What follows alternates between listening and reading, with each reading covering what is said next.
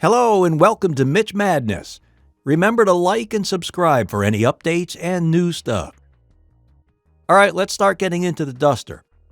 I bought the car in October of 2005 from an eBay ad. The seller was in the Philadelphia, Pennsylvania area. The car was last registered in Oregon in 1991, and the car had been sitting since that time. The pictures you're seeing now are as it was when I received it. It was a real struggle to get the seller to deliver it, and at one point I thought maybe I'd never see the car or the money I paid for it, but lo and behold, the day after Christmas, the Duster arrived on a flatbed and I was pretty psyched. The bad news about the car was that during the time it sat, the entire top end of the engine was stolen. When I got it, it had only a short block in it. The heads, manifolds, distributor, carburetor, air cleaner, all that stuff were long gone. The good news about the car, while it's rough, it's 100% all original. It has never been painted. All of its original sheet metal was still in place.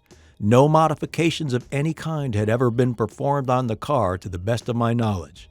Even the original AM radio was still in place in the uncut rally dash. This is a true numbers-matching automobile. The block, automatic transmission, dash, and radiator support all share the same original VIN. I have found no evidence of any other components ever having been swapped out or replaced. Even the original Chrysler broadcast sheet is still with the car. This Duster is a great color combination. It's finished in B5 blue. It has a white full vinyl top and a white interior with factory bucket seats. So, the first thing, of course, is to take it all apart.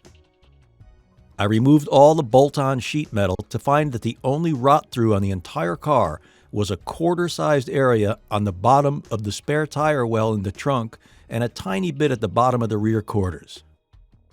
All of the rust seen in the pictures is only surface rust that cleaned up nicely. So after removing the sheet metal, I removed the entire interior. I did a really good job at packaging and labeling all of the parts and hardware throughout this project and documenting everything I did.